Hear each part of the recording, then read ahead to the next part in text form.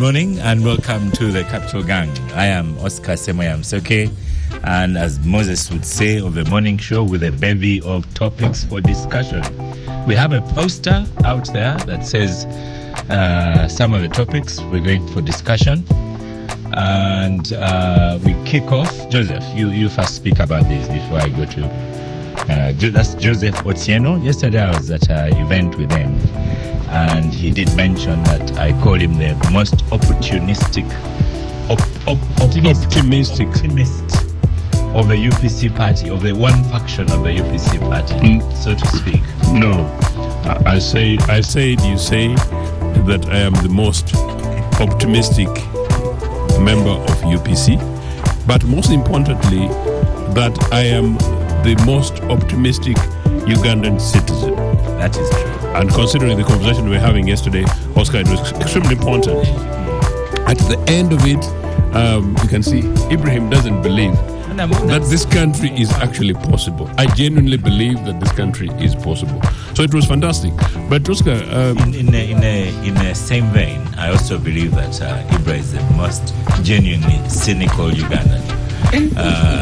Genuinely cynical Ugandan. So whenever you sit with each other, maybe a bit of each rubs off on the other. Did you notice that I was initially hesitant, but I'm delighted to be next to him, since he's actually my mini constituent MP, the nearest person possible I would vote for in the absence of a UPC candidate. But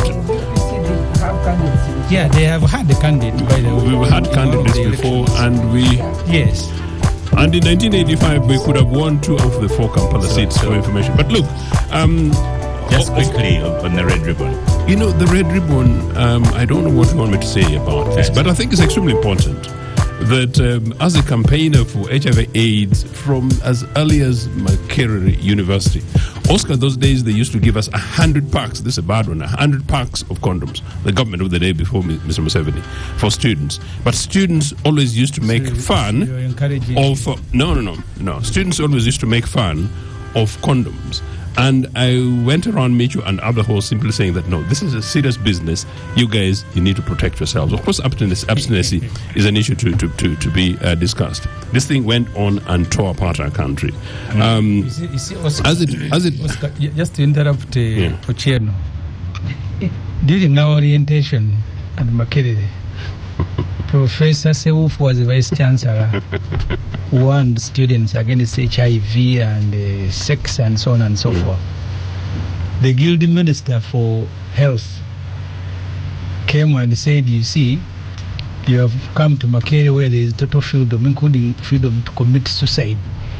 And he said this evening we begin door-to-door condom distribution. So the Vice Chancellor is warning students against sex. Ochieno is distributing condom. No, since you were not the red ribbon campaign partnership is with Capital Radio is one of the partners. And Rotary, and as you know, this is a reminder about being cautious with HIV. Yeah. So basically, that's the message that it's promoting. And allow me to conclude this. Yes. The issue about condoms is still very important. It's not necessarily that we give you condoms who can't spread and whatever.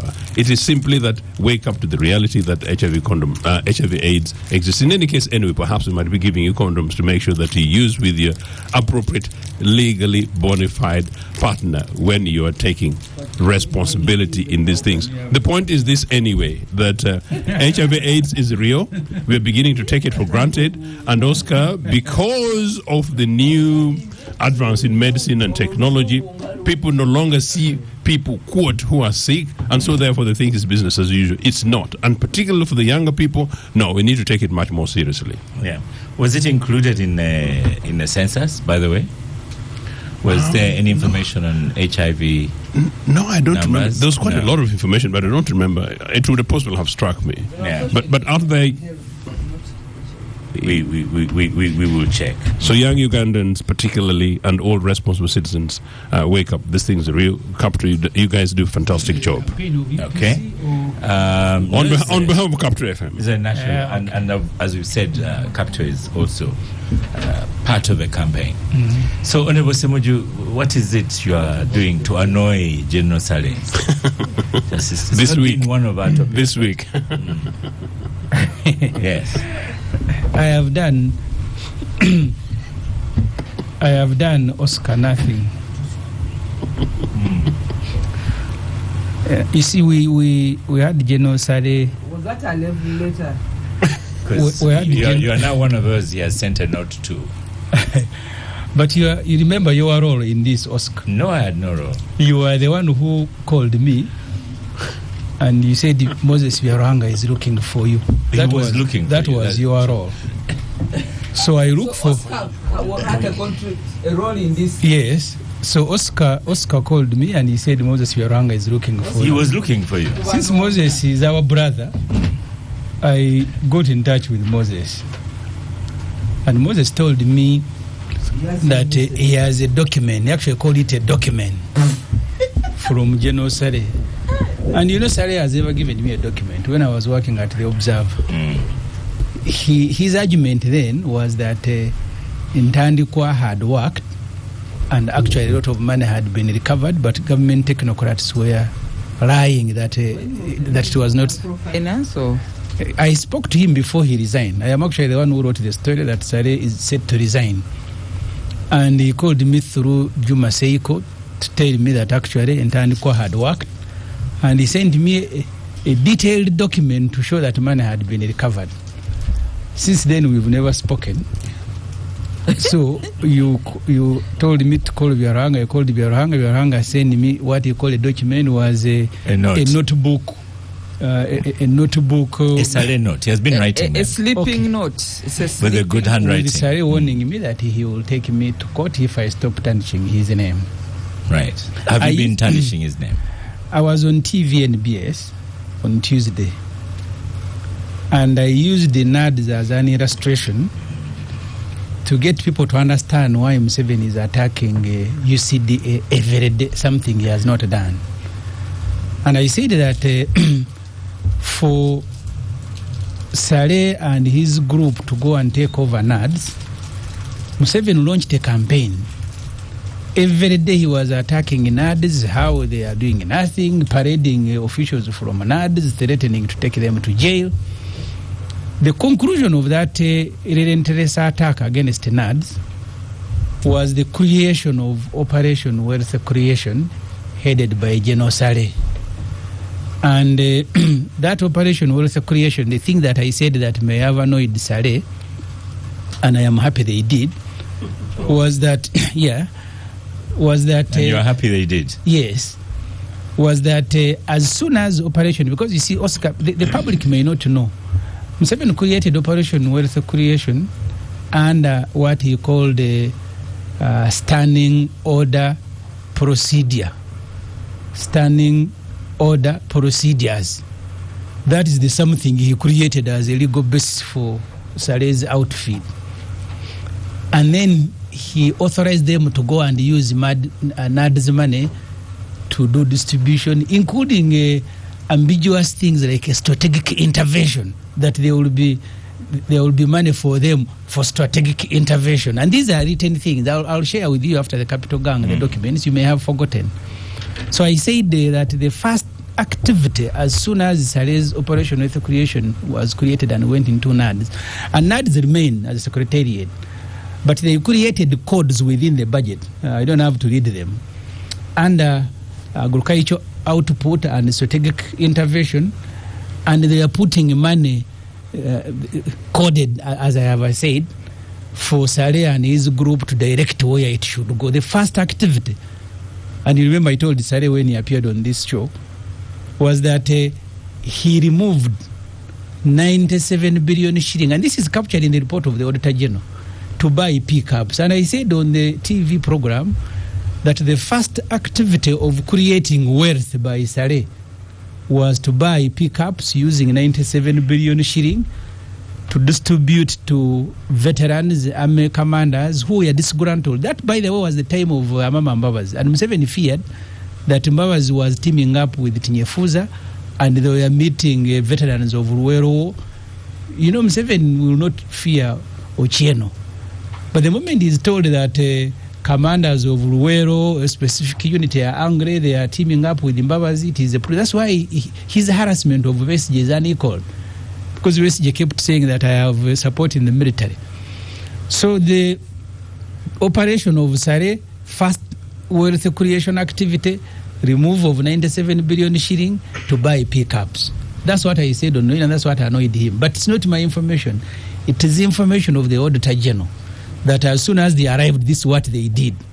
And Sare says, no, because I did not touch money, I was not the procurement officer, but they created the codes and ads I'll share with everybody who wants to know. And those codes we are controlling by Sare. Because NAD is a National Agricultural Advisory, National Agricultural Advisory Services. Their work was not to buy pickups and then hire drivers, then maintenance cost, then this and that. So that's what Sare must understand, that he's already been audited by the Auditor General. That information is before Parliament, and it will remain forever, whether Sare is there, whether Semuju is there. Those who are going to read the reports of the Auditor General will know that as soon as Sare arrived there, the first thing. But I know what annoyed him, Oscar. What annoyed him is that his brother, Yoweri Museveni Kaguta Tibuhaburwa, has launched an attack against UCDA, and throughout he says, he praises Sare, that the coffee boom that you see is as a result of intervention by Operation Wealth Creation created by the 2014. So he now attributes the success in the coffee sector to Sare. The same thing, by the way, Museveni tactfully did with the Luwero War. If you read Museveni's book, all the successes in Luwero are successes headed by Sare. You know when Sare went to Masindi, you know when Sare went to Hoima, you know when Sare went here. You're saying there's something wrong with that? There is absolutely. You need to read the Pecos Kutesa's book. One of the biggest success. Museveni's book. No. Pecos Kutesa is dead. Kutesa says when they attacked Masindi, where they got a lot of arms, actually including robbing banks, Sare was the overall commander, but he was warning them against attack because Museveni had said you attack before dawn, but they arrived almost at dawn. And then Museveni calls Sare, who was hiding in a hill far away from the battlefield, that please they should not attack. You're not saying the guy is a coward, are you? Sare calls Pecos Kutesa, who was now the field commander, and he said, Muzei has said we don't attack. And Pecos said, you see, where we are positioned, we cannot withdraw, we will be finished. He said, okay, you will take responsibility. This is what Pecos writes. You will take so the person who took responsibility for attacking, so what eventually was a success. In his book, Museveni writes about Sare and what Sare did. They talked about it, but they have you gotten yourself a good lawyer? Because it looks like you have not stopped. Oscar, I can tell you Sare cannot go to court because he has no name to protect. And it will be an opportunity. I will thank God if Sare ever steps in a court. And we'll go back to the days when he was receiving bribes, when he was in northern Uganda. So OWC. When his 3-year-old son was operating an aircraft going to Congo, where we are accused and actually we lost the case. Let me stop. We are paying Congo $200 million US. As a result of Sare's intervention. So I am saying, I will thank God if Sare steps in a court and all these things of what he did in Congo comes and we bring But Lydia is a lawyer here. If he takes you to court... I don't need a lawyer. This is an obvious case. But he's going to take you to court on one specific item. You will not be able to squeeze in all this. No, if it is defamation, maybe they can... I don't know if criminal... defamation. If criminal defamation still exists, they can use. But let me tell you what OWC has said. OWC we wish to address and clarify as following. Clarify what?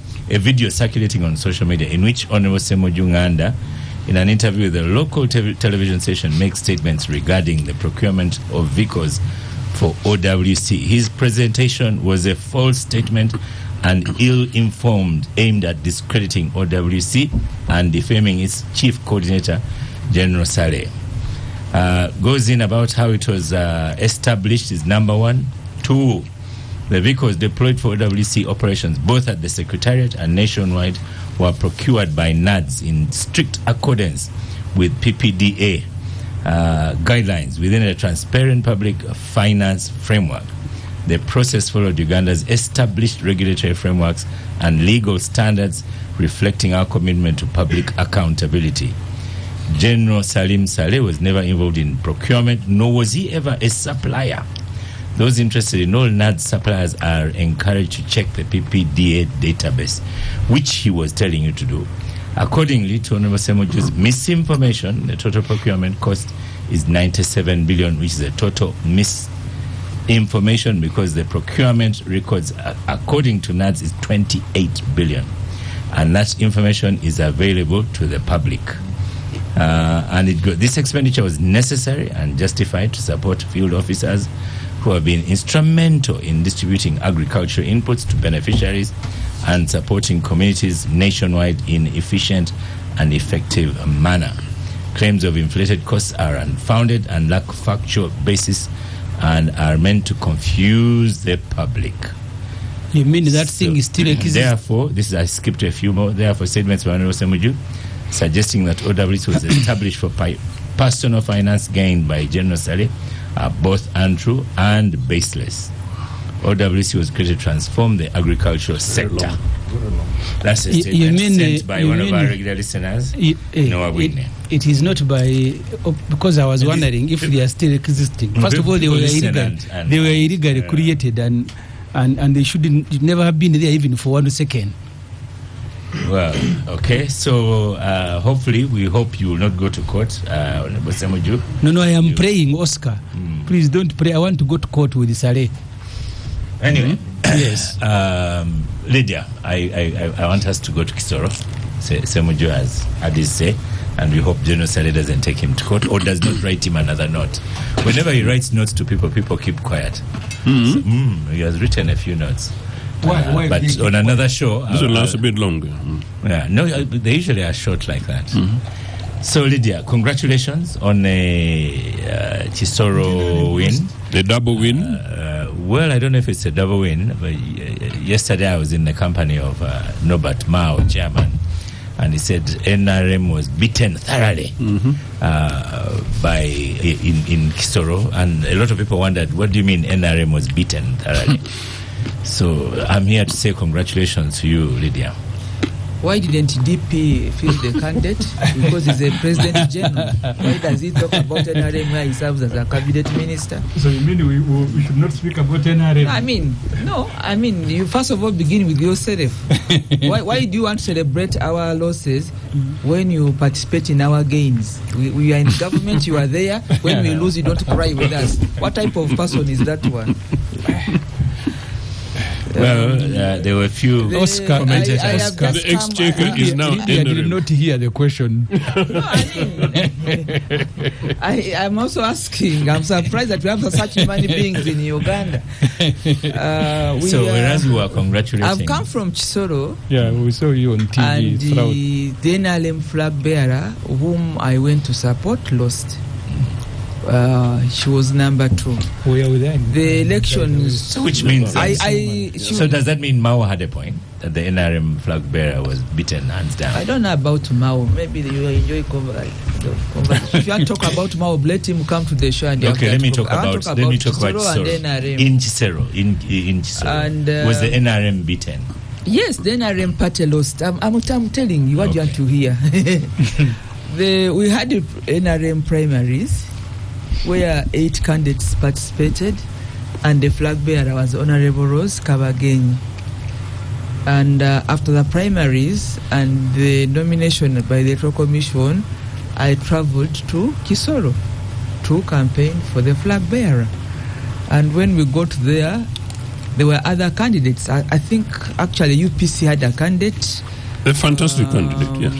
NUP had a candidate, and FDC had a candidate. Very nice ladies. And I even participated I was in the audience during the TV talk show. They put up a good show and a good debate.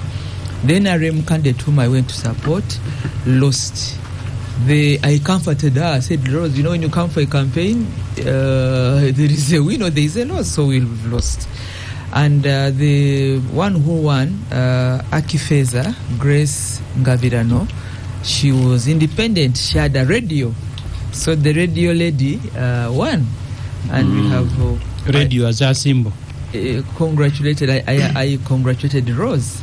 And that's it. But for me, I go to support NRM candidates who have been delivered to us through a process. That's the structure of the party and the process of the party. We put in our best foot, we win, we celebrate. When we lose, we reorganize ourselves and look at the next steps.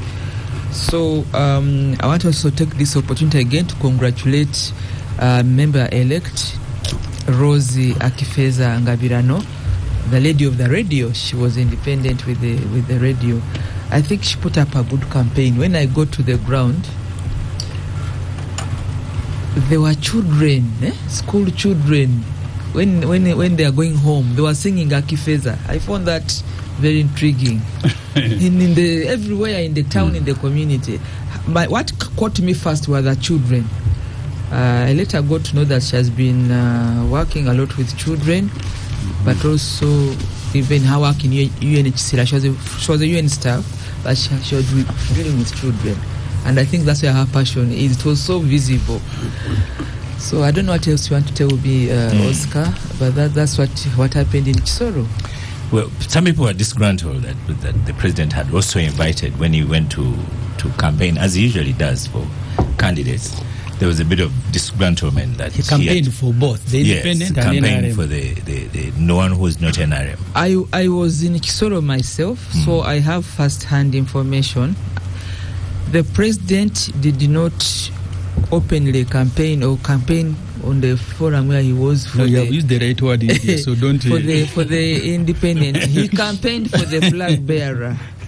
But what happened, which people may feel uncomfortable, that's sort of the Museveni that we should know by now. The first thing the president did when he arrived in Kisoro, even before, he said that he made a call twice. He talked twice to Mzee Mateke. You all know Philemon Mateke. He's not a new name in Uganda, but I think when you are entering Kisoro, he's the president of Kisoro. He's a very respected person in Kisoro, and for your information, he's the chairman of the NRM of Kisoro district. But he was not happy. Maybe I should say this to the listeners. He was not satisfied or not happy with the outcome of the primaries. And those of you who have been following our party, I realize that many people follow the NRM party more than their own party, like how your preamble messages were. So the primaries, but you should also remind you about your own party. We are not only following UPC, but we are made to sing UPC songs in primary schools because they are the party in power. Okay, I take it. We are forcing us to sing. We never did. We never forced you guys. Add me on the list. Forgive me. So the issue I wanted to raise is that Mzee Mateke is the chairman of the NRM of Kisoro district, but we all know that he's been a minister and a member of parliament and LC5 in this government, and a very senior leader, national, but also particularly the Bafumbira community. So when the president came to Kisoro, despite the big divide in the community, because Mzee Mateke came out clearly not to support the flag bearer, but he gave his reasons. You give it to him. He gave his reasons. What were the reasons? He was. I've said he was not satisfied with the outcome of the NRM primaries. I've just said that. You didn't listen. You listen. So he took a decision not to support the flag bearer, and that was a very big loss for the NRM fraternity because it's a strong pillar in the community. But when the president came to Kisoro, he had that brief, and I talked twice. I think on phone. He told us, I've talked to Mzee. Before he came, I talked to Mzee Mateke on phone twice. This was his opening remarks on the rally. They talked on phone twice, and then when he came, he went home. Of course, to see him. His home, he was at home, but also to commemorate, if you saw in the pictures, to pay his respects to the late Sarah Mateke's resting place. And then he came with him to the rally. He came with him to the rally and also with the They also came with the independent candidate, Grace Akifeza. Ngabira, she also came for the rally. So the campaign, the issue in Kisoro was that the independent that contested said she was aggrieved that the outcome of the primaries did not reflect our fairness, but that she was still NRM. So we still have that contradiction if you've been following. To say we have a flag bearer, but you have a very strong-willed people who say, no, I was cheated. So we need to go back to the drawing board. But we could not stop the calendar of the campaign. So we went into the mud, and the outcome you all know. So the president came to, one, to campaign for the flag bearer, but two, to find a way of saying, I hear you. I hear you, they are aggrieved because we are one family. And he gave them a chance to be heard. I mean, Mzee Mateke spoke at the rally. He got up at the rally and he had a chance to speak, and he addressed the crowd. And even Akifeza was there, she was welcomed. Those who had considered as independents were there. They went and met the president, and then they also took pictures with the president. In our campaigns as NRM, sometimes we have like 4-3 things to deal with. The actual campaign, dealing with conflict resolution, and dealing with grievances, because now they were saying you want to give you a seat, you've not given us the industrial park. So we are dealing with the government service delivery, you are dealing with the broken fairness in the primaries, but you must also deliver a candidate. And we could not run away. We went through it until yesterday when I drove back, after meeting women and all this, because that's the role we have to do as leaders. We have challenges, we have work to do. We have a manifesto and field pledges in Kisoro. All those played to the gallery. By the end of the day, I want to say, Oscar, I saw Wandera, I think, on my phone in the night when I was traveling, talking about the military and the audios that were on social media saying there was vote rigging and military and I don't know what. I want to say it on record. The most peaceful, one of the most peaceful by-elections because I've attended all. Whether it is Dokolo or Yam or Serede, I've been to all. Even now, I'm coming from Kisoro. Kisoro was extremely peaceful, except and for one or two incidents. Why. It was so peaceful for reasons that are clear. This election was very competitive, in terms of closeness. So there's no place where there was a dominant place. Secondly, but the final result, even the candidates, and let me give credit to the candidates. The candidates were very respectful of each other. In a way, they also managed their crowds and their campaign, because sometimes we get overwhelmed by their campaign teams. The campaign teams, you're doing this, they are doing other things. They are being rowdy. So that's really what candidates should do. In Kisoro, and I think we should give credit to these candidates of the woman MP for Kisoro by-election. They were very organized. Wandera, the audio you show us on the social media that you saw was brought to our attention. It was in Masindi in 2021. Hoima. It was in Hoima. It wasn't in Kisoro. So sometimes experts like you should take off time and go back and look at the recording. That was election. Yeah, that was Nyakato. So when you go on radio to enforce it on TV, then you lose credibility, because you should be up-notch with the right information. It was debunked quickly. So I was a bit disturbed that you were able to talk about that. So I'm coming from Kisoro. One, the takeaway, a very peaceful election. The second, very good and credible candidates.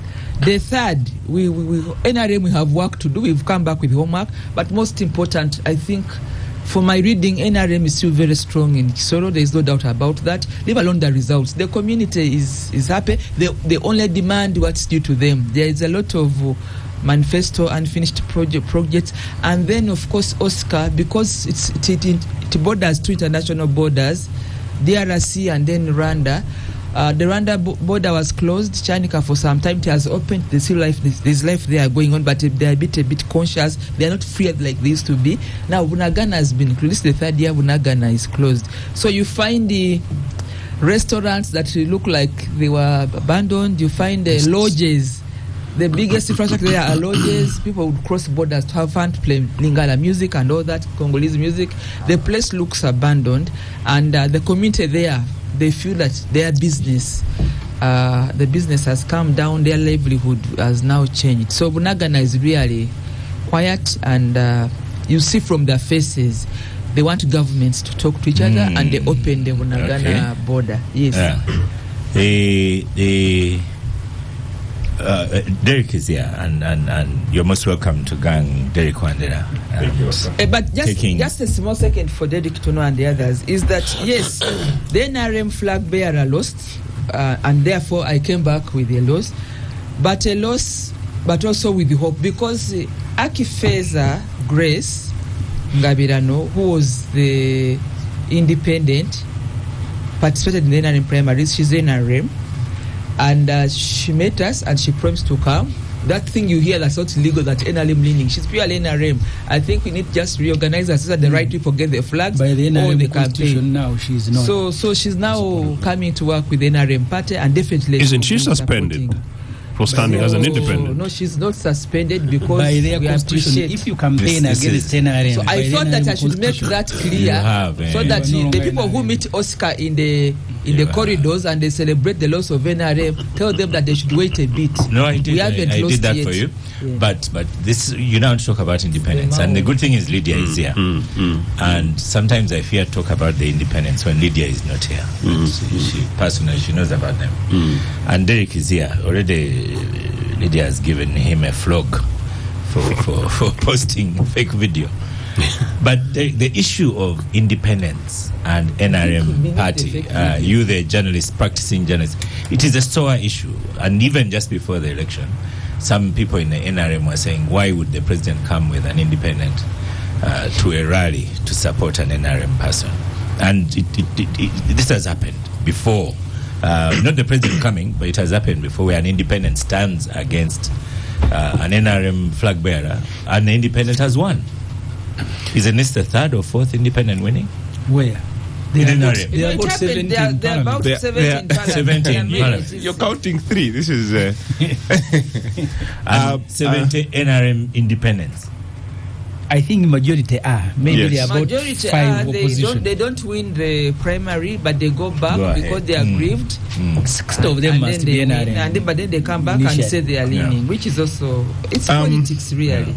Thank you, Oscar. I wanted to respond to what Honorable Wanyako has. There's nothing to respond to. Just say yes, it was Masindi. Yeah, of course, it was Masindi. I got to know about it. Like, I got to verify after the comments I had I had made. That was a Hoima video during the Derek Wandera, leave that one. I have left it. Yes. About the piece. About independence. About independence. Standing against NRM flag bearers and the disgruntlement. Because this has happened to Lydia herself and she wasn't happy. Yeah.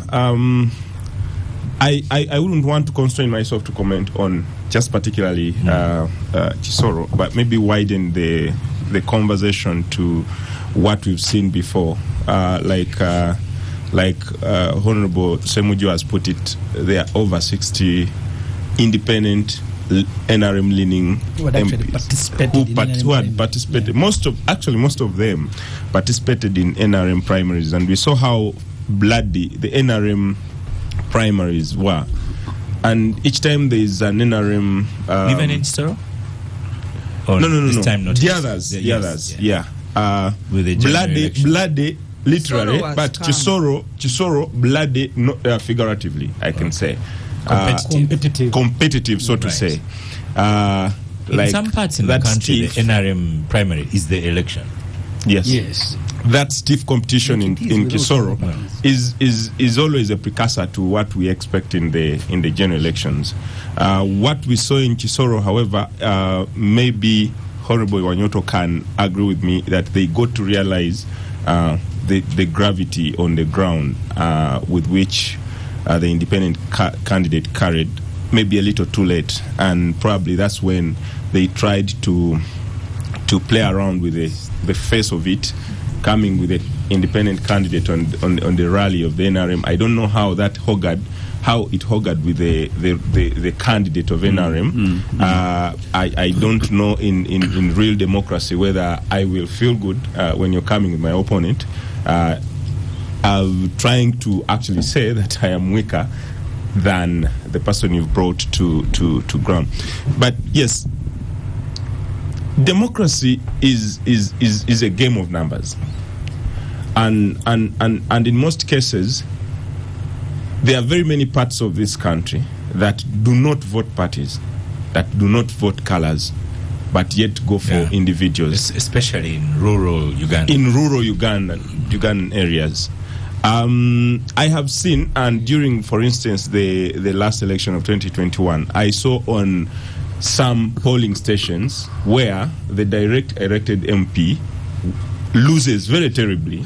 The woman member of parliament loses very terribly, and if they were all NRM, you find that President Museveni has won with a very huge margin, and that has nothing to do with the party.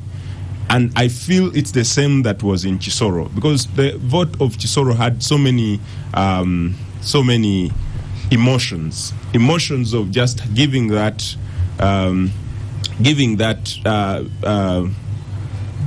vote of this family has lost someone. That family has one of the most influential political person in Kisoro, and the party in which she subscribes has not given her the real mandate that she should get. So those emotions were a mixed bag of very many reactions and decisions made by the people of Kisoro. She's coming from that very political family. Being supported by that political family, NRM is not siding with her. The gravity and the numbers on ground are saying differently, and the people in and of themselves are saying differently. It turned out to be the way it was, and it's a reflection, it's a mirror of everything that has happened in this country. And like I said, many parts of this country do not vote. The Honorable Wanyoto talked about the peace in Kisoro. I think as a person who asked Semujo about it, as a person who covered the 2021 election and 2016, when we were moving on the presidential trail, especially the most chaotic one of the Honorable Kyagulanyi, it was very evident that there are parts of this country where the military did not release any bullet or any tear gas canister or any violence, and those places were especially in the west. The day we left Mbarara, we were supposed to cross to Mitiana when we were following that trail, and it was very evident. He had come from Kisoro, from Chiruhura, Kazo, those ends, and there was a lot of peace in terms of people came. He found the people who had gathered, went, spoke to them 2-3 minutes, went, left with his presidential trail, and they came. But the moment we crossed from west now tending to central Buganda, chaos ensued, and we had it in the public domain that it is not good manners to, cause chaos in some of those parts of the country. It's not something as journalists we took quite in-depth analysis on, but I feel we should.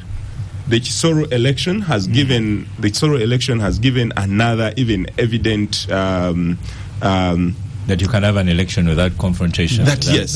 That you can have. You can have an election without confrontation, but this cannot be just in one part of the country. You see, Oscar, elections... Why was there no violence in Kisoro? Let me start with the U.S. In the U.S., throughout their campaign, they will tell you this election is going to be won in 8 swing states. That's where the contest is. The Republicans did not go to California. It has the largest number of electors, but they didn't go there. They knew they were not going to win it. Exactly. So these are elections are done the world over. The NRM is going to win in Kisoro, you like it or not. So they will be firing at who? Firing at themselves. But also we need to look at the civic competence. Oscar, I told my story here when I visited. Charles has worked at our home for the last 35 years, digging. We didn't know where he comes from. The man comes by bus. We said, and I'm the one who organized, let's go. It is bad manners. Go visit this guy in Bunagan at the border.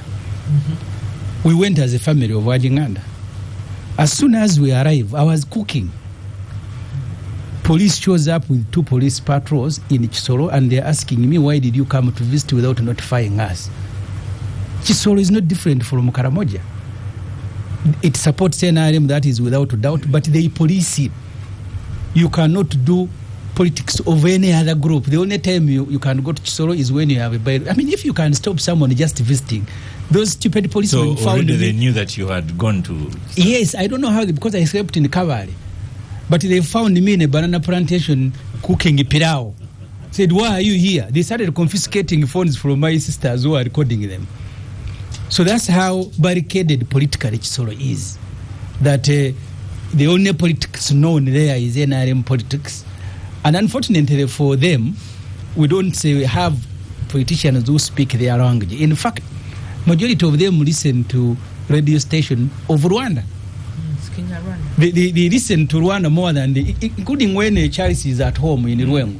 He continues listening to songs and everything from Rwanda. Not Kinyarwanda. Okay. It's Kinyarwanda in Uganda, but from Rwanda. So it's an island. You see, there is no opposition politician who will go and win in Karamoja. In Karamoja, the contest is between NRM and independent. So the MPs from Karamoja who are independent are MPs who participated in NRM elections. Because these areas are politically barricaded. I remember the first time I visited Karamoja. We are a group of MPs. The first thing you do is to report to the RDC MPs. After reporting to RDC, you report to the DPC. Then they tell you, okay, you can move. They give you, so you move with them. So these areas are run like projects. So, but because of competition, even where you have no chance of winning, if you're a political party, you will have what we call, or what they call, dust candidates. The only reason is you want to go there and speak to Kisoro because you will never have any other opportunity to ever speak to them. So, the absence of violence, it is because NRM is competing against itself, but also the voters in Kisoro are largely like voting machines. They are not emotionally involved in these campaigns as they go on. If you look at the videos of the candidates and the agents distributing salt, I don't know whether it was during primary or after, openly. That was also 2021. It wasn't in this. Yeah, but for me it doesn't matter. There was one doing the round yesterday. For me it doesn't matter whether it was 2021. Okay. But the level of civic competence of the people in Kisoro is not comparable to any other area. Even when they support you, they are not emotional, with the exception of a few. They just support as routine. This one we like, this one we don't like.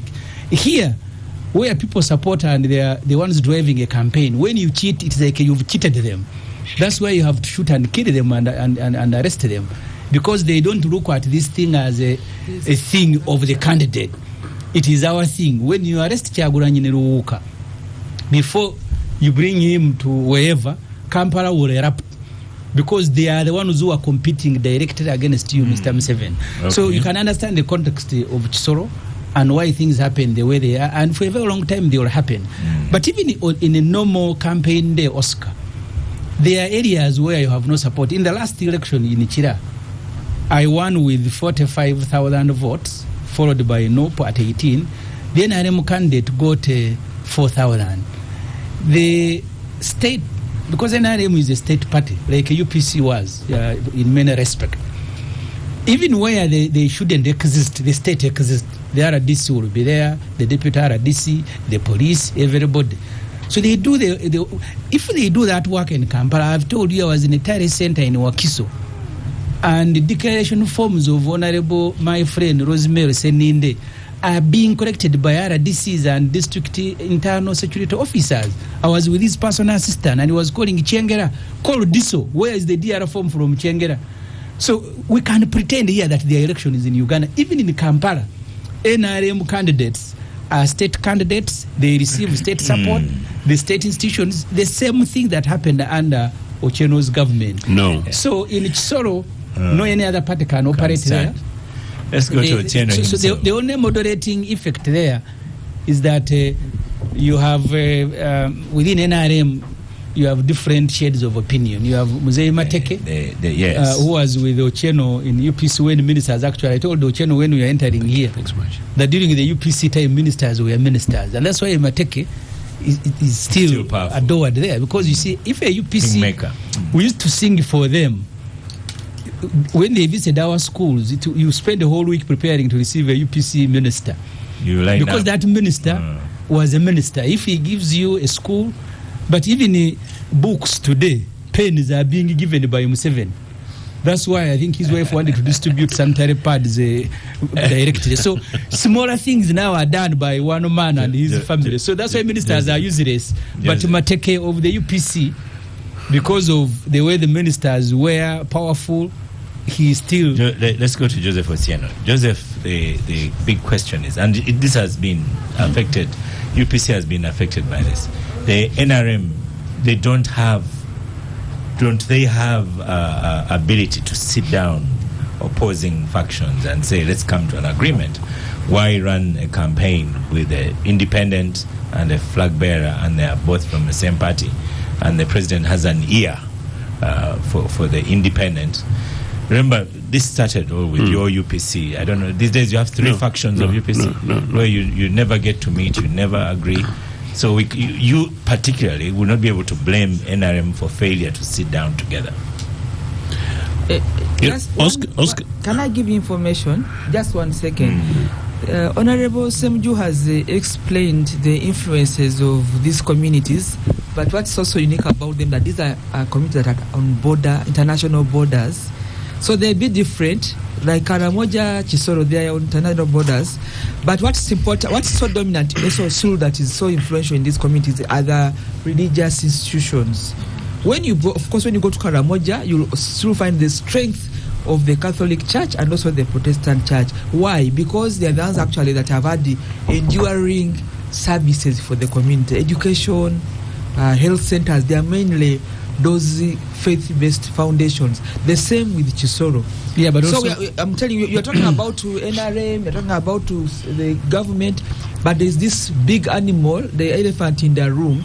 The biggest and enduring influence in these communities are those religious institutions that have been able to deliver the community most needed services like health, schools, and also faith. I wanted you to understand that elephant that is beyond the political divide. And when the bishop or the catechist or whatever it is orders, that silence you saw, people will not ask questions. From the garden said, what have I been told? They go Thank you for information. I want to squeeze in Joseph before we finish this topic.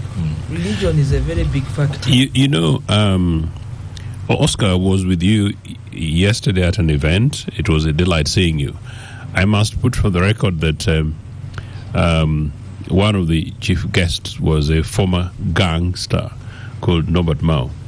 I must say that I was suitably impressed by your ability to manage, particularly sometimes a sophisticated crowd, and sometimes one that could easily sometimes draw to the other side. And you understand what I'm saying. No, I think this debate, particularly when Lydia provides me with information on religion, while I actually agree, and it was very central in Kisoro, and while interestingly, actually, it is a bigger spread in the whole of Kigezi sub-region than I actually possibly thought way back to my little mini Tororo. When it comes to the question of services, it's the case because it's a manifestation of failure of the state. While for us, we went to these religious schools, up to the time, Ibrahim, that an average Ocheno could go to Chibuli Secondary School, an Islamic school, but you would not know, and it would not matter whether or not you're a Catholic or a Protestant. But of course, the faith is that. I went to Miri, a Protestant father school. So that's an indictment on NRA, that after 40 years, you fail to do what you're supposed to do as a government. It's not surprising that the population will stick to the local faith communities as it were. You know, a long time ago, I forget, a good friend of mine was standing against Honorable Biandala, and he lost. But they gave me, in rural years, they gave, Biandala won it, beat him, hands down. But he gave me 2 minutes to speak, and I said to people, you know there's no electricity here, there's no water. They quickly took the microphone away from me. They said, they said you can't make these promises. Ibrahim made huge efforts to tarnish the image of UPC that left government 45 years ago, and we left this government and we said, okay, you guys also try. After in a way, you're right. You're right to that extent. But so we left, meaning we were removed we were removed unconstitutionally. But you were removed. But the question to you was, don't you get candidates to meet and speak to each other in an idealist, because you can't refer to UPC since you failed to meet? That is why I was in an ideal would candidates meet? That's what Kena was in Kisoro. And he went to. These guys really celebrate when UPC is not able to speak. No. By the way, I really hope that we're able to address the question of independence, in future politics of this country. In most stable democracies, you really don't get this business of independence. Anyway, Ibrahim talks about it, that maybe it's going to take us a bit longer time. How did we come here? We came here because of the killing of political parties by NRA, and then the creation of this personal merit polity, where it's about me, myself, and I. And Museveni started it very perfectly in 1980, that we either win or sort of they lose. You lose an election, and you don't want to concede that you lost. You lose an election, and you're not willing to say, let me wait for the next time. Museveni loses. Instead of going to court in Barara, he goes to court in Luweero, and of course we know the outcome. Part of what is now happening is basically I am either right or they're basically wrong. Granted, actually, what happens in Kisoro is a manifestation again of the mess in NRA, where it's about a matter of life and death. So when somebody feels aggrieved, and in this case they go ahead and run as independents, as sort of quote, they win, there is a reasonable case to be made. But of course, talking about the UPC case, we really do not have we've not had the climate, the environment in which maybe in this case particular three parties would sit and have a conversation. But that's slightly much more real. In any case, people are suggesting that the mess in UPC, part of which has been pushed by NRA, is UPC is a victim of 40 years of NRA dictatorship, where people don't know how to win, people don't know how to lose. You basically, sorry, the difference? Sorry, good. UPC and NRM, are they partners or they're... No, the individuals in UPC who are partners with you guys, and they're enjoying it very fantastically for themselves. But as a party, we don't have any formal relationship with the NRA, and of course we are the party of constitutionalism. And many of us reject the idea that you can go ahead and strike deals on the basis of self-interest when the vast majority of Ugandans continue to wallow in poverty. By the way, Oscar, if you look at the pictures that come from Kisoro, you will actually see real poverty, possibly not as much as what you'll see in the pictures that come from parts of Amuria, parts of Karamoja, and even parts of Bunyoro. I've been to some of these other spaces. But it actually tells you that the underlying thing is that people are so desperately poor that they will go for anything in order for them to basically just generally survive. But I think we need to be able to resolve this question of independence. In democracies, as I said, independence don't exist. But do you know why they exist here? It's about personal merit. When we restore multipartism and people then begin to campaign for the issues, politics of issues, what is delivered on their table, and we've got political parties with institutions and systems that work where people can able to go ahead and trust. There's no reason why after an election you don't concede that you've lost because you've genuinely lost. Okay, let's stop for a break. We'll come back from the break. This is the Capital Gang. We've been discussing Kisoro election. Lydia, I'll give you a chance to conclude on it, particularly on the Electoral Commission and what it is, the NRM Electoral Commission, and what it can do about these independents, about not having two candidates in an election. No, that's not the work of the Electoral Commission. That's the work of the party at our level. But it is more political than legal. Yeah. I think we need to do better mobilization of cadres, but also ensure that the primaries are more tight and believable. But Oscar, I wanted to let people know that in a case where you have two very competing candidates, like the case was with the Rose. I mean, remember the primary? Did you see the result of the primaries? The difference was hardly 700 votes. Yeah. That's very difficult. It was very tight. It was very tight. So we should not wish away, because you are used to presidential competition or other where candidates are not very competitive. But this was very competitive election. But let me conclude, let me finish. There are things I want to persuade the same Jews to think with me. I've been to all the by-elections of this term. I think we should do away with by-elections. Because other countries, just listen to me. When you have a general election, people have expressed interest. Okay, you still have the individual mate, but people have already expressed interest of a leader. So when this leader does not finish their term, whatever the reason, they've got a job, they've died, they've resigned, subjecting people to another election. Why don't we say we have general elections? Even now, by the end, they are still feeling council. There were slots of council elections in Kisoro. There are still local government elections going on there. But my idea is, I think we should ban by-elections. And when there is a seat falling vacant, either the sitting person, if he belongs to a political party, let the political party replace that person. So that we also strengthen to conclude the term. Yeah. Or maybe put a ceiling that the community, we must find a mechanism of replacing other than. That's a big discussion.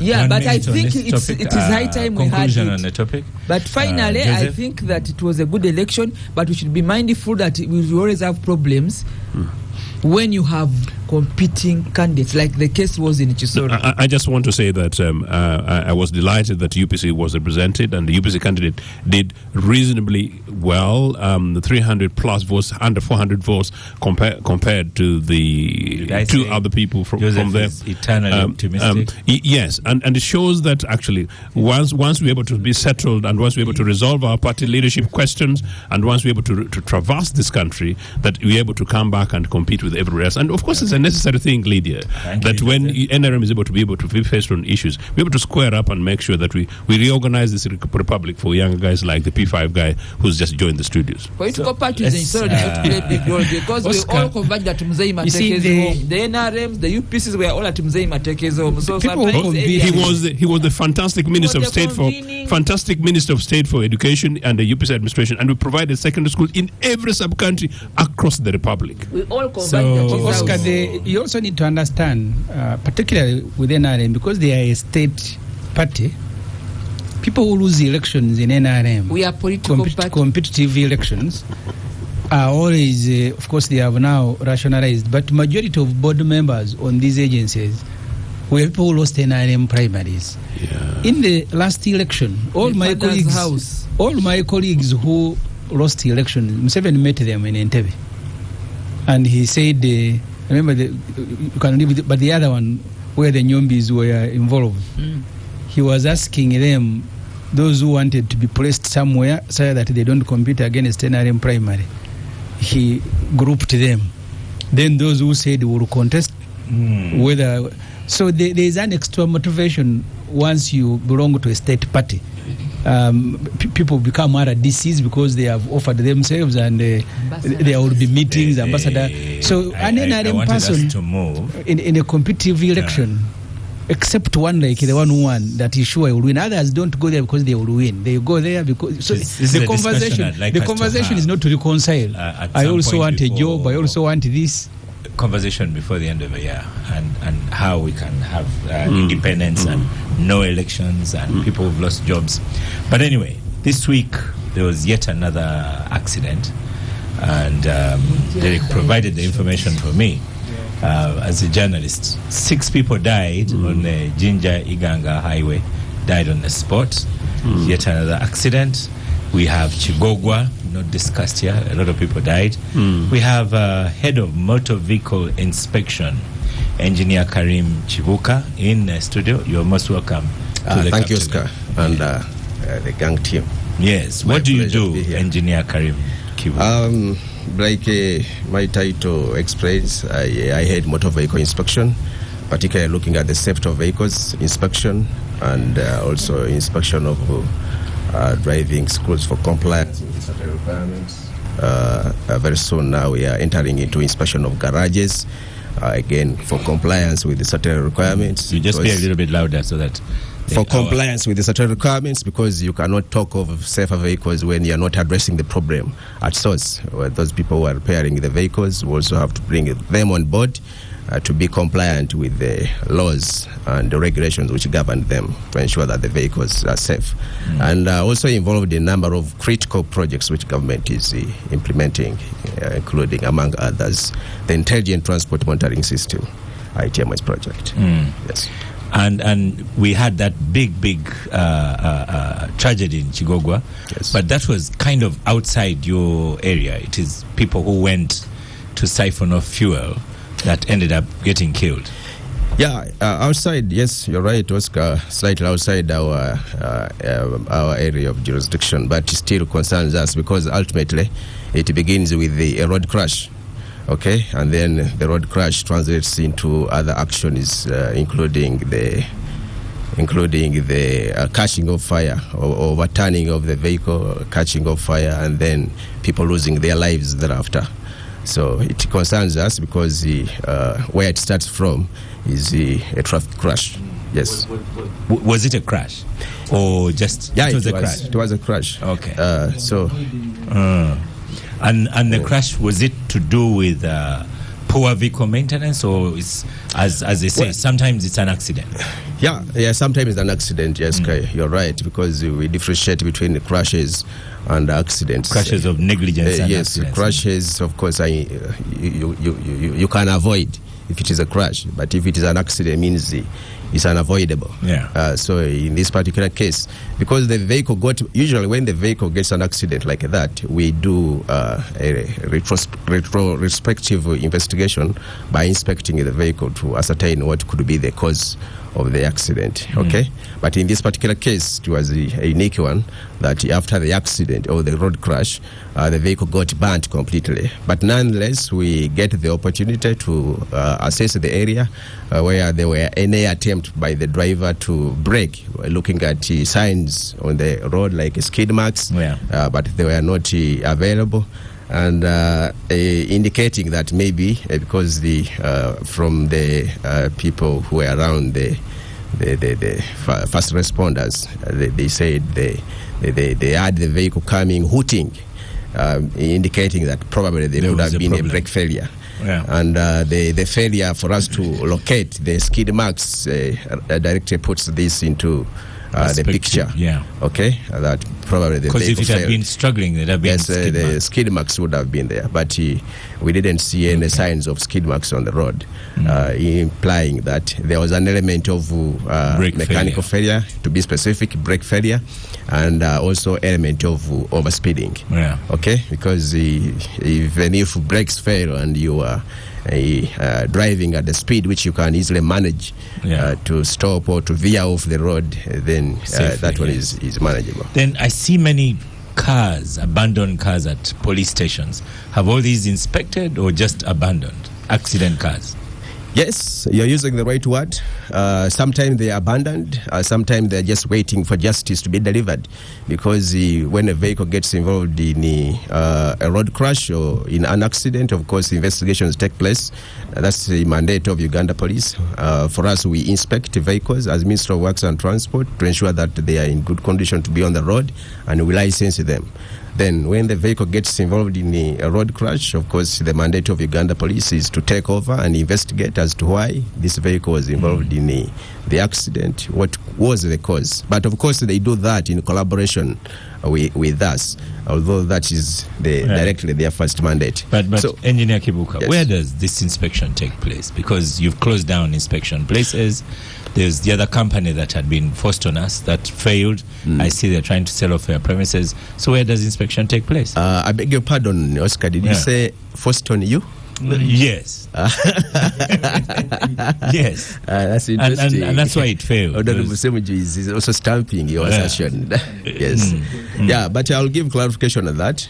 Of course, in an effort to improve road safety, because we improve road safety in a number of areas, vehicle condition, sensitization of the public, condition of the roads, safer roads, and others. So vehicle inspection was among the areas which government also opted as one of the measures to improve road safety.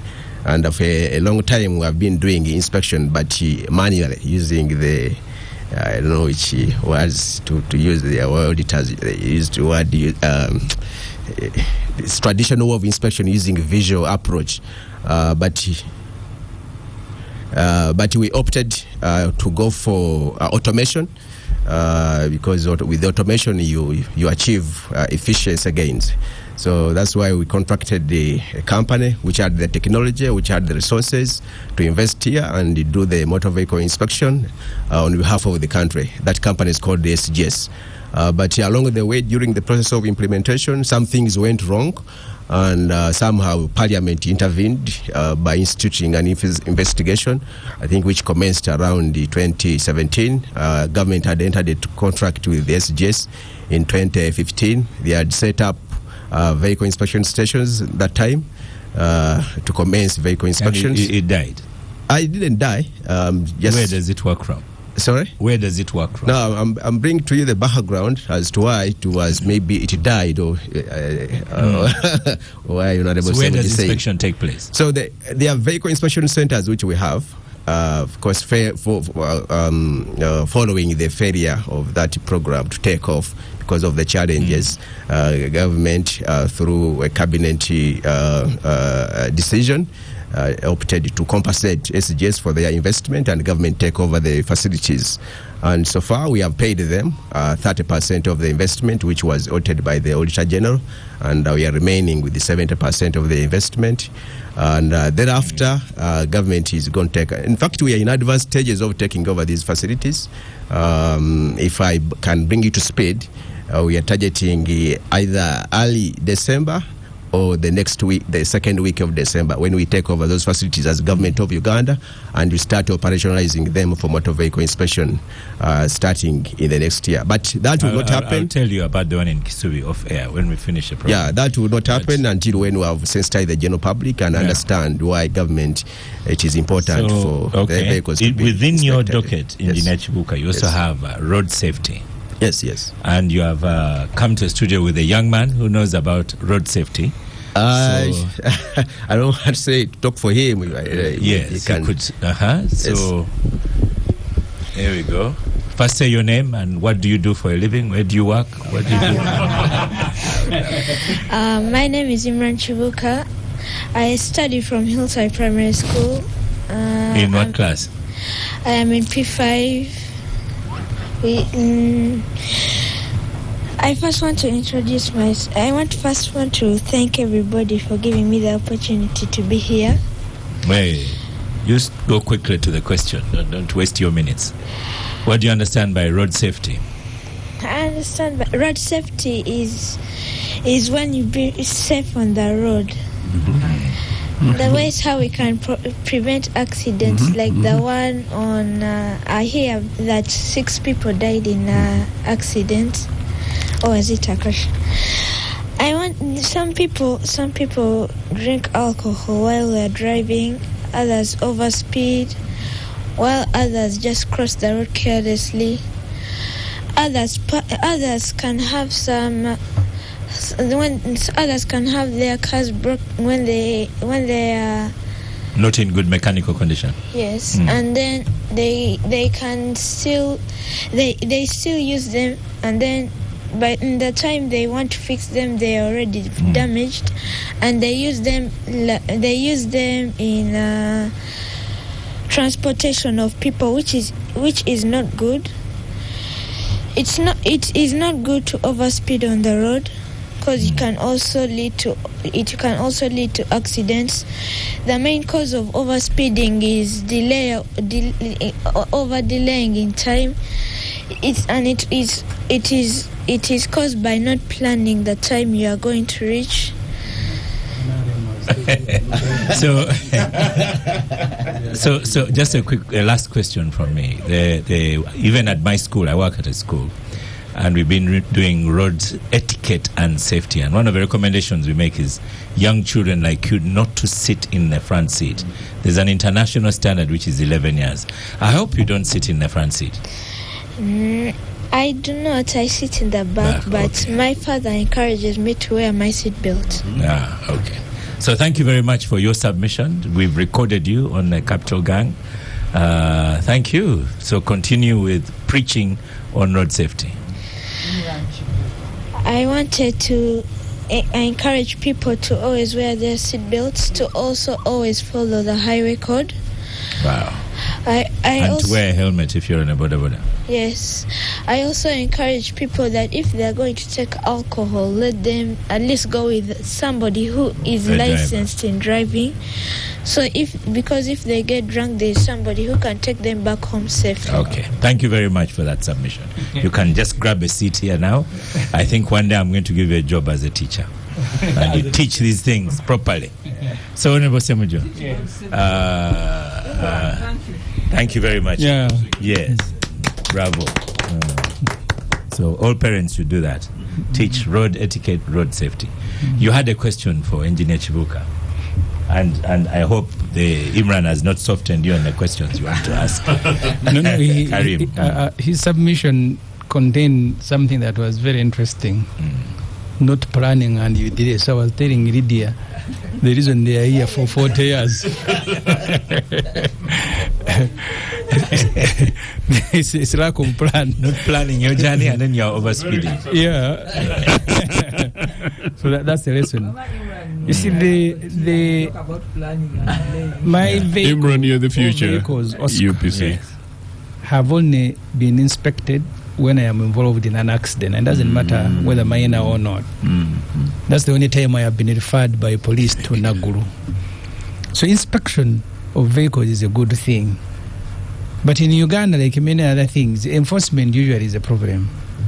This company is talking about how it came. It just fell from heaven. The same way Museveni was giving his muko, actually he gave his muko the Uganda Printing and Publishing Corporation, this German Museveni's muko. And then he was giving him a tender of over 200 billion supply ballots in the last election. So where he came, the only relationship with Uganda is that he's a muko, he marries Kajubiri Museveni's sister. So this particular company, and why you are here. Joseph, you can see why Salim Saleh will write another note. You know, today we are waiting. Today we are discussing. The safer way, Oscar, if you don't want to be talked about, you live public life. Do business. Nobody's going to talk about you. So this is company. But he's a private citizen, isn't he? Who? That Museveni's brother. No, he's not. He's a presidential advisor. But the public road office. safety is the topic. Joseph. So this particular, I've told you the trouble is that our vehicles are never inspected. The government vehicles they always go to Ministry of Works for inspection, even when they are fixing something small. I think that's the only inspection that is routine, is regular. The vehicles, our own vehicles, I said, except if you have an accident. But the company that government had procured for inspection, and they set up centers, including one in Namamve, near or in my constituency, they controversially came in. And many NRM projects, you will have one group that is trafficking a particular interest. When another group that is not benefiting, they will begin fighting. And sometimes we benefit from that fight because that's when the information comes. So when we are passing a resolution in Parliament to stop implementation because they had made it compulsory, you go and pay. I remember the charges were they 12,000, and because you want to stay on the road, so you go and pay, but also bribe. So you pay twice. even a vehicle that was okay, sometimes they would pass it as not in good mechanical condition. But do you think it was a good idea to stop that company? No. See, the trouble, that particular contract had trouble. That's why even the compensation itself, as he says, the Auditor General said, please wait a minute, there are problems. Because you see, they have done these things before, Oscar. I don't want to discuss them because they will take a lot of our time. You give Wasajawala markets in Kampala, then you remove them, and then you give him 165 billion shilling. So there is usually a problem with awarding contracts and compensating people. But I want to focus on the inspection itself.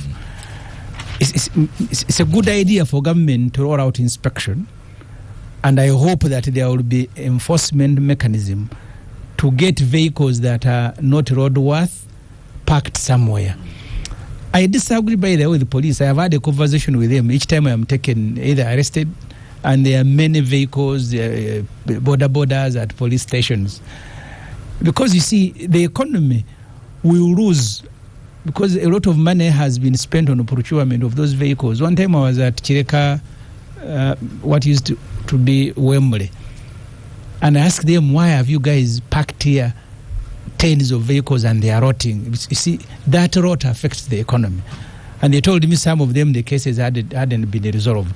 Because ordinarily, Oscar, once a vehicle is involved in an accident, what should follow is that vehicle to be taken to a police inspection, because the vehicle commits no crime.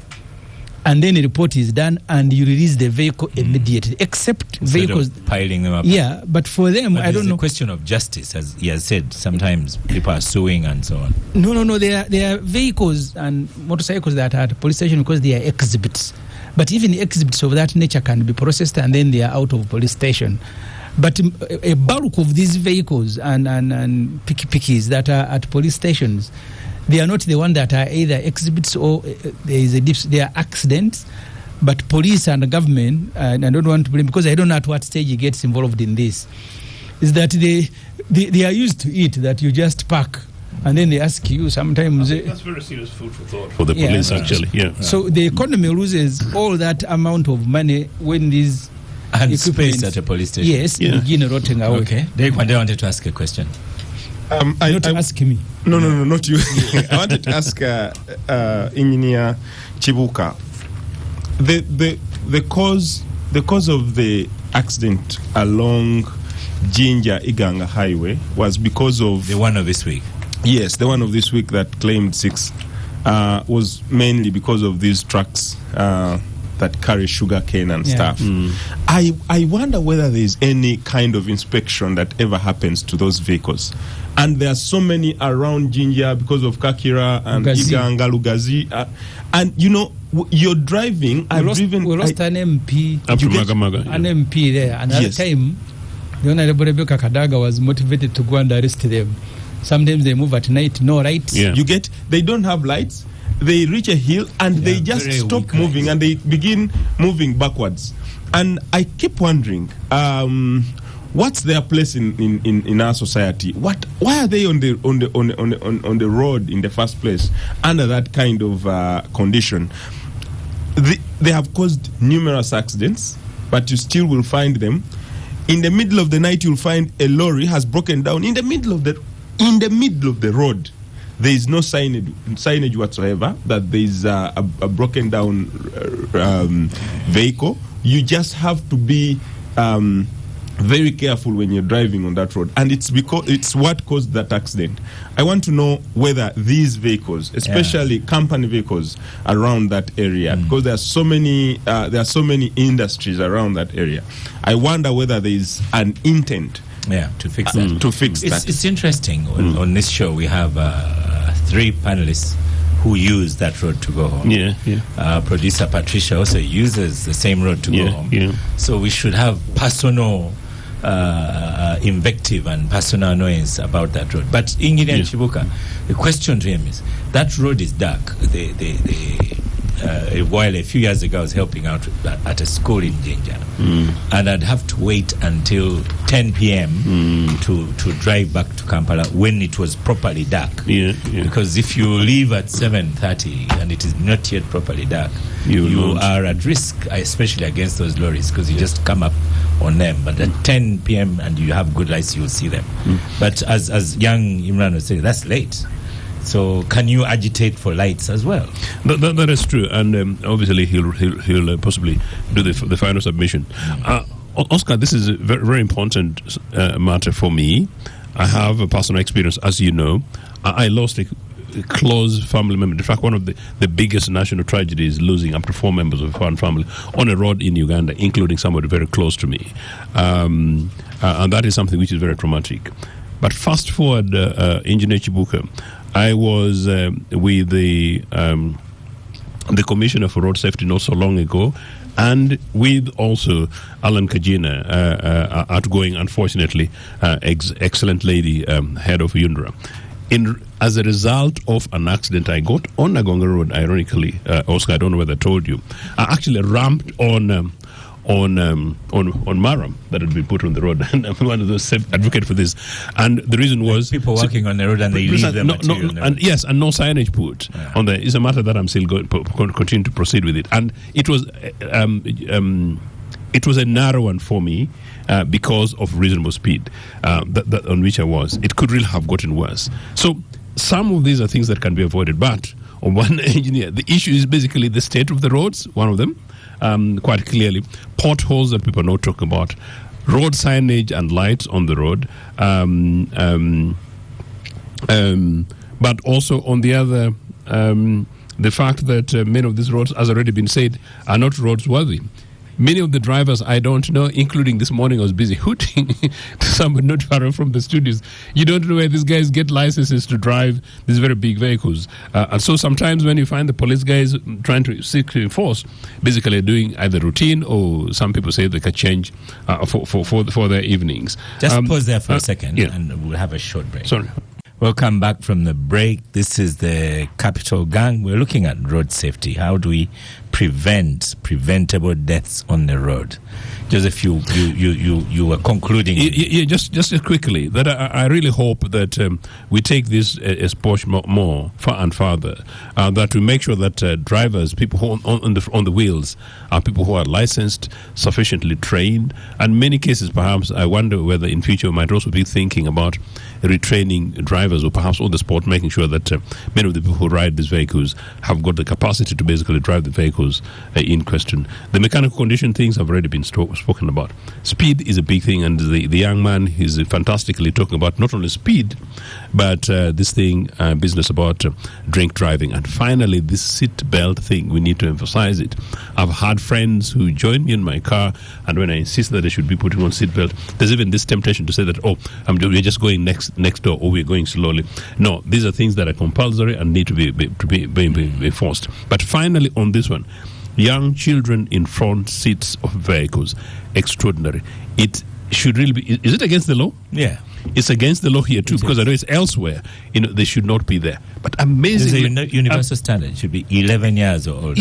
And there's some very very very posh parents in Kampala who don't do Make-A-Wish. They do these very posh cars, and they're very very organized, decent people. And you find them with 3 kids in front seats, and they're rolling in vehicles. I have had my mini interventions from time to time with people, and of course some people say, it's not my business. No, the implications are actually huge. But finally, of course, these things are happening because this regime has broken alternative transportation in terms of rail networks. Many of these trucks, going back to our Iganga, we tell people continuously, many of these trucks should not be on the road if our rail network was okay, let alone the fact that the road is not in a bad condition. But finally, what Oscar said, this Mabira business, this darkness down the road, away from these trucks, who are the people who are planning this? Now that Semuju has just gone off to try and sort out one of the roads we've been shouting about for the last several years, we hope that there's a realization that there's much more investment on road transportation. And then when these guys build the new roads as part of infrastructure, they take considerations for both the size, the lightings, and also making sure that this road harms, including some of these police guys, policeman thing, Obana engineer. some of those things really, you're breaking our wishes, rather than trying to check speed. I don't know where these engineers who actually work on these roads are coming from. You're breaking our system so that you don't know that you're breaking on our dollars, which dollars we have to go ahead and again import the parts. Thank you, Oscar. Yes, Didier, let me put to you. There's a lot. We have a lot more traffic officers on the road today, but still accidents happen. What's causing this?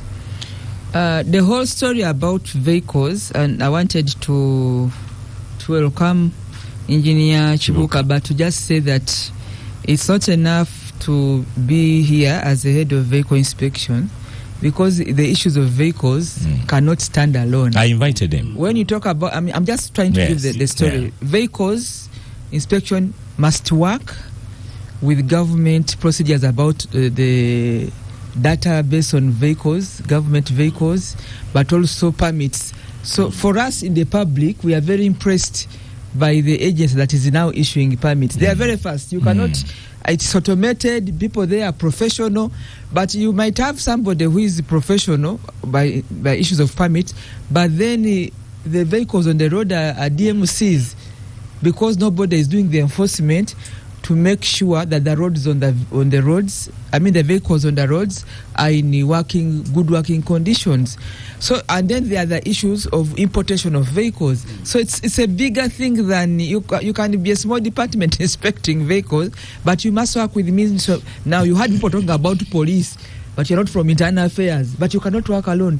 Your delivery must work with the police enforcement, must work with the permit inspection, people who issue permits, driving schools, who is licensing driving schools, are they effective? It's a whole big infrastructure. I also would like to understand who manages motorcades of government vehicles, because if you go police escorts. Not just escorts, just motorcade of vehicles. And I'm talking about issues of also disposable. Because if you're in charge of vehicles, what about those that are being imported? Those that are, when they asked the minister, let me tell you, can say to the speaker, when they asked, I want to check your cars. One time, it's not just about inspection. I'm talking about the whole story. For Chibuka to be effective, there are many other departments that must be feeding into what he does for us to have a good story about roads, safety, and inspection. That's what I'm trying to say. And I want to give you an example.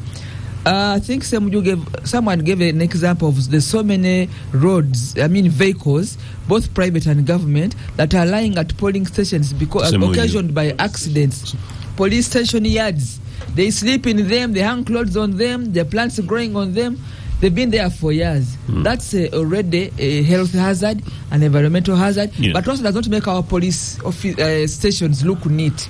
There must be some issues. They're already in a bad state. Maybe that's what your department. But what are these vehicles 10, 20 years, even borders, doing at police stations? Whether it's a court case, whether it's... I am very pained. Or Ministry of Health. You should, if you go back... that's true, actually. Going to Malaga, you see... No, those need to be reviewed, yes. So there must be a whole story about who is disposing of old vehicles, whether they are old or they've had accidents, so that they're not parked somewhere. They are environmentally hazardous, but also they don't speak a good story about how vehicles are managed in Uganda, those both on road and off road. How are they disposed of? And finally, Oscar, there's a whole story of CCTV cameras along the roads for security, but also for speeding and roads. You know that we have not closed the morning, Honorable Simon Alipel. Why? When he got an accident in the night along Tirigi Road, Iganga, there are no CCTV cameras on that highway. The police system did not capture any vehicle. We said, you go back and track vehicles which were moving because it died around midnight and 1. Said from 10 to 2 a.m. They don't have that information. So Ugandans are vulnerable. So yes, you can do maintenance on inspection, but there's the whole story of tracking which roads are entering, which cars are entering Uganda, which ones are leaving Uganda, which ones are doing havoc, which ones are being used for crime, which ones are causing accidents and run away. They hit and run vehicles. How do you track them? So this do we have cameras outside Kampala? We thought so because when I went, I actually was so emotional. I drove to Iganga to track how Honorable Simon Alipe died. I began from in Iganga town. There's some big structure which looks like a camera. When I got people to climb and check, the bulbs are not there. The wiring, it died. So there's even no maintenance of CCTV camera. So that one is a dead one. It's in Iganga town. It's dead. Now when you branch off to on Tirinyi Road, there's no CCTV cameras between Tirinyi Road at the branch of in Iganga. The next CCTV camera is at Destro Park in Mbali. It cannot stretch beyond 3-4 kilometers. So so your work will be so much impacted by all these things we are talking about, including CCTV cameras. So yeah, while you do inspection and maybe the bonds, the bonds, you talked about Ministry of Health, it looks like a car bond. But these car bonds, because the story is bigger than your work, is how vehicles get to Uganda, how they are used and how they are disposed. When you got some of these big people's homes, these big people, the government officials, including yourself at the level of a commissioner, you are entitled to a vehicle. Now, you do not hand over the old vehicle. Most of you, the indiscipline in government. You find 4 or 5 vehicles backed at somebody's backyard, but now he has another new vehicle. So the tracking of vehicles, database about vehicles, disposing of vehicles, even government bonding off of vehicles. You go to anybody, people's homes who are big like you. So many old vehicles in your compounds. What are the vehicles doing in your compounds? Okay. So inspection is bigger than checking a vehicle which is roadworthy. I think inspection should be expanded in terms of law and maybe regulation so that it makes sense in Uganda. There is some problem there. And we're committed to lobbying. Now, you don't have to answer for CCTV cameras and the police because that's your work. But my story is you will not deliver if all these other departments do not work in unison with what you are doing. So, Engineer Chibuka, you've been taking copious notes. Oh yes, thank you, Oscar, and I'm really glad that the gang is raising a host of concerns regarding road safety. It's also very unfortunate that my honourable Member of Parliament, Honourable Semuju, has stepped out because we shall report on his. He's listening. He's listening. Mm-hmm. But he raised a number of issues which are not true, that the company, SGS, which we gave the contract to inspect vehicles on behalf of government, was just fell from the sky. There was a competitive bidding. I'll try to be faster because the number of issues are. There was a competitive bidding. Companies bidded, and SGS emerged as the best evaluated bidder, and that's why they got the contract. So it's not that it was just handpicked. So that is not correct. He also raised the issue of Auditor General putting a stop on the compensation of SGS. That is also not correct because the Auditor General, I'm on record, of course, to say this on air, Auditor General verified the investment which was made by SGS and confirmed that they should be compensated. And we are working along with that figure to compensate SGS. So there is no contestation on the investment by SGS as to whether Auditor General put a stop on their compensation. Vehicles which are parked, I think these are the cross-cutting issues, parked at police stations for long. Of course, as you know, when a vehicle gets involved in an accident, I told you, investigations take place, and these vehicles act as exhibits in courts, and they cannot release them before the case is disposed of. But one important point which I pick is the compilation of these vehicles at the police station, because they don't look good. You look, make the place disorganized and untidy. And show something is not working. Yeah, but the good. I think we'll discuss. We'll engage with our colleagues, the police. Maybe we can get a dedicated area or facility where we can keep all these accident vehicles until when the offences in which they were involved are disposed of, instead of parking them at police station is to keep rotting from there. That one, we'll have more discussion and engagement with our colleagues in the Uganda police. Cause of accident, highway, I think this was from Mr. Wandera. The one which led to perishing of 6 people, and the contentious issues about the trucks, the sugar trucks which are parked in the middle of the road, when sometimes moving without lights. Moving, yeah, it has been a big problem now with these vehicles. But in the absence of a holistic system, which we are going to introduce for inspection of vehicles, we've been doing periodic inspections, like half year, 6 months. We organize and go to those areas which sugar cane planting areas, which where so many of those trucks are carrying sugar cane, and we do periodic inspection, like after 6 months. But that is not enough, because these vehicles keep breaking down day after day. So we need to improve there. I agree. But to avoid, you see, the problem when the vehicle breaks down, and this rhymes well with the safe system approach which we use the implementation of road safety these days, is even when the vehicle gets a problem on the road, there must be counter mechanisms to prevent other people to get involved in a road crash. So we have the regulation, the Traffic and Road Safety Reflectors Regulation, which mandates all vehicle owners to put reflectors on vehicles. We have like stipulated cones, how many you must put round? Yeah, you have, it depends on the category of vehicle, but now for those trucks they have to put 2 chevron reflectors behind. How many? 2. Only 2? 2 behind. Okay. Yeah, usually they put 3 leaves. Yeah, but now that is a different one. We have now the triangle. These I'm talking about on the vehicle. Okay. Now when the vehicle breaks down on the road, then you put the triangle reflectors on the road, but from a distance, not about some distance from the vehicle, to warn other road users that there is an accident or a breakdown in the road. So all those are embedded in the Traffic and Road Safety Reflectors Regulations of 2012. So, and very often we enforce it. Only that when you're not constantly on the road, then the problem. I'm going to start taking pictures of the ones who have used trees instead of those triangles and cones. I cannot blame those people who use trees, because it is a traditional approach, but it doesn't take away the regulatory requirement of using the reflectors, as long as it augments what it is intended. Because the objective is to warn oncoming drivers that there is a breakdown in the road. So these are traditional measures which have been used. They can also complement the regulations.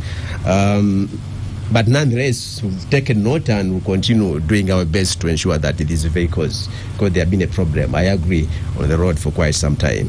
Mr. Joseph raised the number of issues. You also took note that you were involved in an accident at one point, but luckily enough, you are not badly injured because you were driving at the speed which you were able to manage.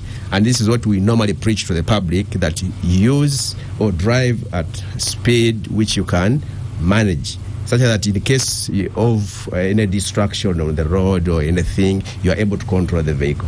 But most of the times our people speed beyond the speed which they can control, have control over. Overspeeding. Yeah, they are not also above the law. Of course, we take a note of that, but they are also above the law. And these are driven by people. These are human beings. I talked earlier about the holistic system which we use in management of road safety, the safe systems approach.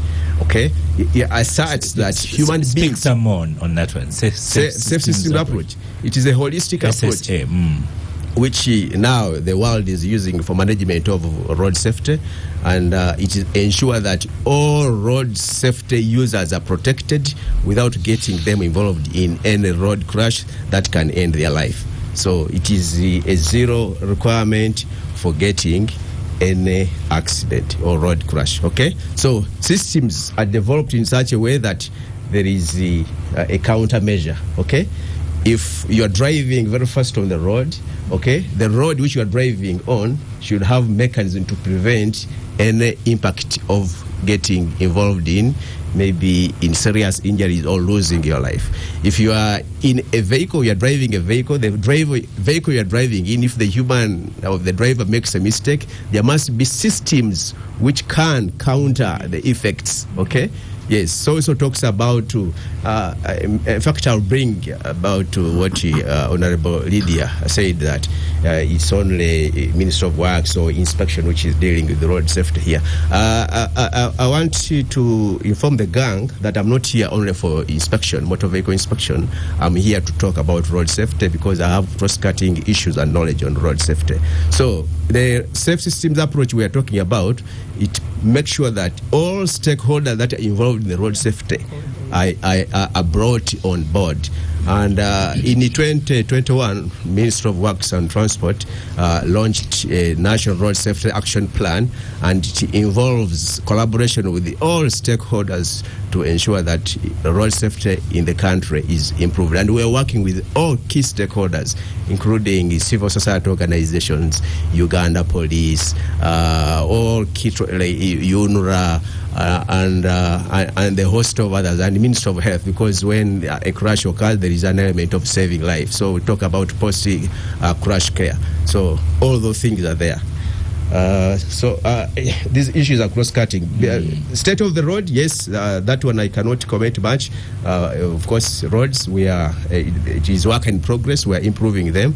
And maybe at one point, when we are able to have very good roads, safer roads, then we'll be able to also to achieve on that dimension of the safe systems approach.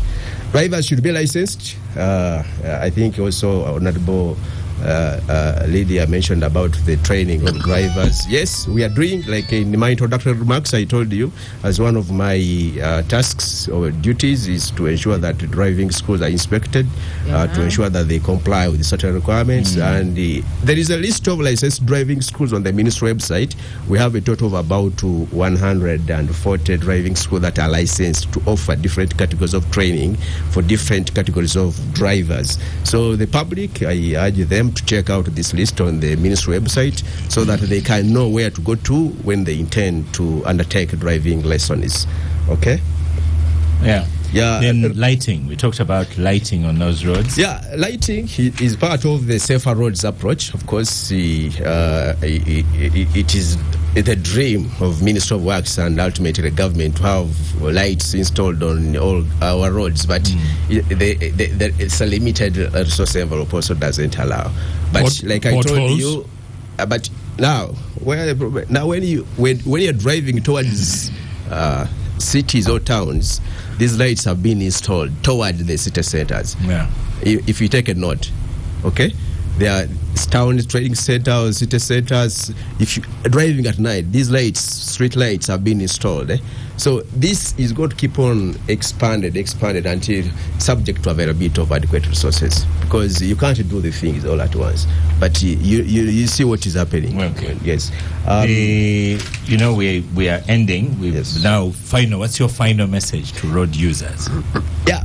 My final message. And I should tell you, I have a message here to me by a gentleman in Kampala. Ronnie has said, the young man's message has touched me sharply, more than all the safety talks I have ever had over the years. Thank you, Imran. That is very good. Honorable, final message. Because of final messages, I appeal all road users to be very careful when using the road. If you know you are intoxicated, like Imran said, please don't get behind the steering. Plan your journeys very well. Ensure that you have a proper driving license before you go on the road, otherwise you'll be inconvenienced by traffic. And also government, what we are doing, because we are limited on resources, we are trying to leverage on technology to put in place which can enable us to monitor things remotely through automation. Technology, a policeman should be able to check and see that you have a driving license without having to ask you for it. Yeah, exactly. We are heading there. And this ITMS project which we are implementing, Honorable Yad talked about CCTV cameras. We are going to install CCTV cameras in almost all sections of the road to ensure that drivers are monitored in real time when they commit offenses. Thank you. EALA was in town, Lydia. What's the bonus? You've been to EALA. So where's the bonus? EALA was in town. East African Legislative Assembly was in town. The other day, Parliament was in Gulu. So when they're in town, where's the benefit? First of all, I would like to congratulate the EALA session in Kampala. I think they were here for more than 2 weeks. When they come to Uganda, the campaign about the EAS integration is to widen and deepen the East African community integration. But for me, you cannot sit in Arusha and say you're a member of Parliament of the East African Legislative Assembly when you don't not know at least the capitals to start with. Like how you cannot, it's not good for you to say you're a member of parliament of Uganda when you cannot go beyond the Mukono or Kisoro. You need to know the country so that you're a better leader in terms of legislation. So it is a benefit for the EALA members themselves for the institution. Yes. For the institution to earn the name of East African Legislative Assembly, at least let the members get to know the capitals or the countries they represent, because they don't only speak for their country, they speak for the agenda of the treaty as established in 1999. That's one. Number two, when they come here, they are able to build strong networks, or if I don't know whether they were able to go outreach programs and meet civil society organizations, meet ESC institutions like the Flying School in Soroti, which is supposed to be a center of excellence, so that they also get to know the institutions in East Africa for which the legislature upon, because they are East African community institutions in capital, in partner states. For example, the Lake Victoria Basin Commission is the side of Jinja. That's an institution of the community. The Civil Aviation Authority, there is the side in Entebbe. The Flying School is in Soroti. Those are the ones I can speak about in Uganda. Oh, the East African Bank, the Development Bank is here on Kampala Road, and also the Inter-University Council for East Africa is housed in Uganda. So even them to visit, they can come as a committee, they can come as an assembly, but I think that because maybe they have meager resources, they're not being able to move out aggressively and cause the different phases and cause the different phases of the East African community to bear fruit and also make sense to their people. Even the borders, I never saw them going to Tororo border. They needed to go to Nimule border where South Sudan touches Uganda. What's the benefit of having EALA meeting in town? Lydia says that airtime should be given to me because I'm the one who understands quite a bit of it. Really, if a member of the East African Legislative Assembly does not know where Kampala or Nairobi is, then they should not really qualify to represent. The institution has arranged for them to come and know. Is that a good thing? To come and know and engage. No, I think it's waste of public resources, really. Just like I said, going to sit in Gulu before you come to know that the people in Gulu need medical facilities. But Lydia fairly makes a decent point that, of course, it's important that these guys travel around the country. But I was interviewed on this on a different network on these matters of these guys. I'm simply saying, Oscar, that how East African community leaders from 1967 to 77 could deliver such mega project within 10 years, and now 25 years on, there is no significant presence of anything that I can relate with the new East African community, either in Tororo, Mbale, or perhaps even here in the streets of Kampala, is extraordinary. It's a manifestation of leadership. And know that EALA was in Uganda for 2 years. And in fact, most people do not know. So I think resources should be going towards the citizens of East Africa, it a good thing where they really need EALA in town. The best thing would be if they are coming to benchmark on a few things in Uganda or in all East African states. Do we have things to benchmark for East Africa? If they have to come and understand why, for instance, our crops are always some of our products, agricultural products, are always failing on the international market or even the East African market, to benchmark, especially on the integration, East African integration, but also on the non-tariff barriers. If they are coming to campaign for Ugandan milk and stuff like that, if those are the kind of conversations that are going to be in those boardrooms, go on. But then, according to what Lydia is giving us here, they are coming to have a tour around Uganda and just understand. To enjoy Uganda. Engineer Karim Chibuka. Last word, not on East African community. Last word is appreciation. On safety. Last word is appreciation, because road safety is a shared responsibility, and as Capital Gang, you have made your share of this responsibility, and I applaud you for this, and I request that you continue with this kind of program so that the people can be informed about road safety generally. But also, allow me 1 minute. Yes. I know you're about to say Use this a word. minute. I've always been praying to come to this gang. When I listen to you closing the show, I use the word, I shall see you next time. But in Israel, I don't think that is, we don't allow I that. teach English. Because you don't know when they are going to be there tomorrow. But you always add on inshallah. So when I say I shall see you next time. But you never say it. It is not my mandate to say it. But Engineer Chibuka, I request that every time I say it, you say it for me, wherever you are. All right. So Inshallah. thank you so much, the listeners of Capital Gang. I hope you followed us on our social media platforms. We were streaming, yes, we were streaming on X and other platforms. We will continue to do that. We're in a partnership with AIDS campaigners, Capital Radio, with Rotary and other partners. We need that awareness. S4 examinations are done. Students have gone home. International exams are done. Students have gone on. S6 examinations are on. Star Cafe, thank you so much for powering the gang. I'm going to give some to Engineer Chibuka who missed out. I am Oscar Semoyam. So I'm going to say it now and then you finish up for me. Let me switch on your microphone, Engineer Chibuka. I am Oscar Semoyam, okay? And I shall see you next week. Inshallah.